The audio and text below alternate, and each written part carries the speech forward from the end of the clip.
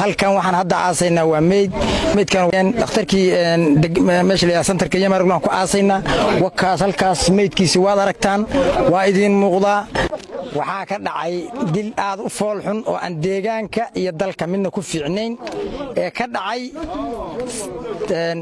santarka Yamaruglaan waxaana geystay degmada Galaadi maamulkeeda dhakhtarkii magaalada Nasteex البور أو أحد أختاركي مجالة أما دتك هي جماله إنه هذي أها واحد قرر الله دعوة عيدا معلن كدوسية يقول كلا بكرة دعوة ولي بحبت دم الحياة وهذا بفتان كنتي دجمده مرة بتو جماله للشعب كذي إنه العدان waxay ku soo weerareen baabuurtigna kaay waxa wataan shaatiga dawladda lagu dilay sidaas oo tahay haddana ma xabaalin oo mana qaadin meesha ka tageen hadda waa 12 saac loo saac baa la dilay waka aan xabaalin meedkiisa godka aan ku jirno oo degma Galaadi macnaha hoostigi jiray oo ka soo qaadi jiray dawada oo dadka meesha joogo beesha shacabka u xil saarnaa oo dhakhtar u ahaa oo dawo u ahaa oo xabad kiniin asagoo u baxsho maahana aysan mid kale soo gelinin ayaa waxa yimid maamulka degmada Galaadi ciidan ay soo direen oo ciidankii degmada Galaadi ah oo ciidankii dalka iyo deegaankaba ammaankiisa u xil saarnaa waxayna u soo direen dadka shacabka barkada asagu uu ka dhistay meesha oo uga dhisnaa oo 2 sano ka hor ay ogaayeen oo ay la socdeen ayagoo ku dhibaataynaya dalka iyo dadkaba waxa weeye way ku laayeen waa wax maamulku keenay maalin walbana ayaga dhibaatadan kale ka shaqeeya beelaha isku taga ayaga isku laaya shacabka isku taga ayaga isku laaya qabala kasta iyo ciidanka ayaga iska horgeeya hadda waxaas inay wadan kale ka jiraan dalkana yaaleen dawladdu waa arkaysaa dawladuna cid kaliya lama ay dhalanay dalka iyo dadkaba waa u dhaxaysaa waana ka dhaxaysaa xaquna waxa weeye waa u miisaaman yahay hadda in dawladdu wax ka qabato arrimahaas la rabaa inna lillahi wa inna ilayhi raaji'uun inna lillahi wa inna ilayhi raaji'uun maashaan waxa ku xawaalaynaa دكتور نستيح البور دكتور كاس wuxuu dhakhtarkii degmada ama santarka Yamaruglaan runtii dhacdo foolxun ayaa ka dhacday maanta barkadaha meesha loo yahay sacmadeeq barkadaheeda maanta waxa soo weeraray ciidan degmada Galaadi kaamar qaata oo hogaaminayo hogaanka nabadgelyada dad shacab oo markaas xoolo dhaansanayay ama barkad biyo ka dhaansanayay ay u yimaadeen jirgaamadii ayay ka jeexjeexeen ka bacdina biyihii barkadii ayagoo rabeen inay dumiyaan shacabkii dheewarnaga jooga kabacdina saas ay ku xabadeeyeen waxa ku dhintay dhakhtarkii magaalada Nasteex البور أو أحد أختاركي مجالة أما دتك هي جماله إنه هذي أها واحد قرر الله دعوة عيدا معلن كدوسية يقول كلا بكرة دعوة ولي بحبت دم الحياة وهذا بفتان كنتي دجمده مرة بتو جماله للشعب كذي إنه العدان ثبتت هذه أختارك كدلين وحوي دتك كان دولان هقول شوية قف دوين يلا ما أركو مركب وحرمنا فرين تنودرنا مدحوين مصطفى عكشر وحرمنا دجمده Galaadi dhibaatada iyo qalaaladaha shacabka ay isku kicinayso inuu soo fargeliyo arintaas waliba arintaas dhacdadaas ma ahan mid maanta dhacday waa mid waayahan ku soo noqonaysa degmada oo hadda ka hor dhacday maanta shacabka intaan caruur maanta wax daaweynaya ma leh waa arkaysan shacab wax daaweynaya ma leh waa dhakhtarkoodii mid kale ay ku sii degmada wax weeye ama maamulka markay dhakhtarkii dileen ay dhaawaceen labadii wiil oo dadkii dileen mayna qaadin dhaawiciina ma qaadin meydkiina ma xabaalin martiibay uga tageen haddeer baa waxa weeye meel ooga nimid oo dadkii baadiyay yimid oo hadda la aafay oo arkaysan qorxadii qansaaka la dilay meydkaas waxaana dilay waxa weeye degmada Galaadi hogaankeeda ugu sareeyo gudoomiyaheedu ogtahay waxaan joogaa santarka Yamaruglaan waxaan aasaynaa dhakhtarkii degmada santarka Yamaruglaan waxa lagu dilay saaka barkadiisii asagoo dhaan ka dhaansanaya waxa uu shaatiga dawladda niman qaba oo laga soo diray degmada Galaadi oo gudoomiyaha iyo hogaanka nabadgelyada ay soo direen markay soo direenna waxay dileen ninka dhakhtarka ahaa waxay dileen labada qof oo la shaqeynayso wiilasha dhaan kala dhaansanayay waxay ku soo weerareen baabuurtigna kaay waxa wataan shaatiga dawladda lagu dilay sidaas oo tahay haddana ma xabaalin oo mana qaadin meesha ka tageen hadda waa 12 saac loo saac baa la dilay waka aan xabaalin meedkiisa godka aan ku jirno waxa weeye maamulka dawladda caawda bahashii loo jiray Galaadi maamulka degmada Galaadi yaa mas'uul ka ah hawsha dadkii bay laayeen shacabka baraagi bay burburinayaan baalkii loo jeeday baalkii biyaa lagu jiidi jiray isagoo loo jiray generator baa la soo qaaday asagii baa biyaha lagu dhaaminaya barkadiina in la qarxiyaal rabay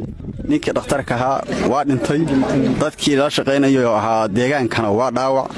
dugsi ma jiro oo dhakhtar ma jiro oo waxa la oran jiray waxbarasho ma jirto waa la gembiya waxa gembiyana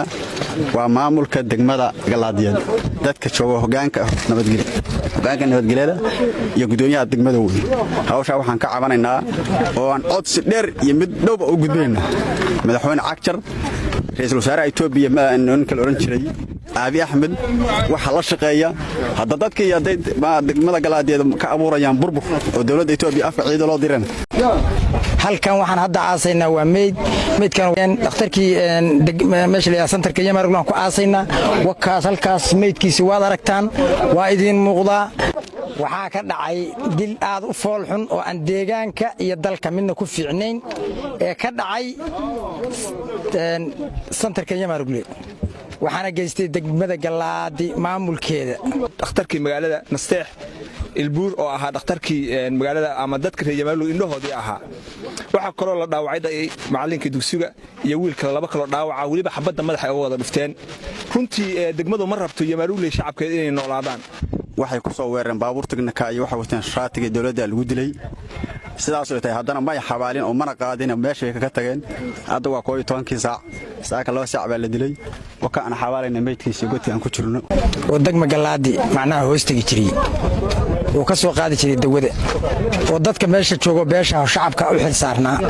oo dhakhtar u ahaa oo dawo u ahaa oo xabad kiniin asagoo u baxsho maahna aysan mid kale soo gelinin ayaa waxa yimid maamulka degmada Galaadi ciidan ay soo direen oo ciidankii degmada Galaadi ah oo ciidankii dalka iyo deegaanka ammaankiisa u xil saarnaa waxayna u soo direen dadka shacabka barkada asagu uu ka dhistay meesha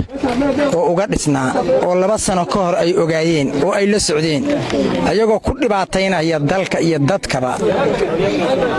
waxa weeye way ku laayeen waa wax maamulku keenay maalin walbana ayaga dhibaatadan oo kale ka shaqeeya beelaha isku taga ayaga isku laaya shacabka isku taga ayaga isku laaya qabala kasta iyo ciidanka ayaga iska horgeeya hadda waxaas inay wadan kale ka jiraan dalkana yaaleen dawladdu waa arkaysaa dawladuna cid kaliya lama ay dhalan dalka iyo dadkaba waa u dhaxaysaa waana ka dhaxaysaa xaquna waxa weeye waa u miisaaman yahay hadda inay dawladdu wax ka qabato arrimahaas la rabaa inna lillahi wa inna ilayhi raaji'uun maashaan waxa ku xawaalaynaa Dr. Nasteex Ilbuur doktorkaas wuxuu ahaa dhakhtarkii degmada ama santarka Yamarul runtii dhacdo fool xun ayaa ka dhacday maanta barkadaha meeshaan loo yahay sacmadeeq barkadaheeda maanta waxa soo weeraray ciidan degmada Galaadi ka amar qaata oo hogaaminayo hogaanka nabadgelyada dad shacab oo markaas xoolo dhaansanayay ama barkad biyo ka dhaansanayay ay u yimaadeen jirgaamada ayay ka jeexjeexeen ka bacdina biyihii barkadii ayagoo raba inay dumiyaan shacabkii dhehwarnimo jooga kabacdina saas ay ku xabadeeyeen waxa ku dhintay dhakhtarkii magaalada Nasteex Ilbuur oo ahaa dhakhtarkii magaalada ama dadka reer Yamarul indhahoodii ahaa waxa kale oo la dhaawacay macallinkii dugsiga iyo wiilka laba kale dhaawaca waliba xabadda madaxa ay wada dhufteen runtii degmadu ma rabto Yamarul shacabkeeda inay noolaadaan sababtoo tahay dhakhtarkii ay ka dileen waxa weeye dadkan dawalaan ha u dhinto weeye qof daaweynaya lama arko marka waxa rabnaa fariintan u diraynaa madaxweyne Mustafa Cagjar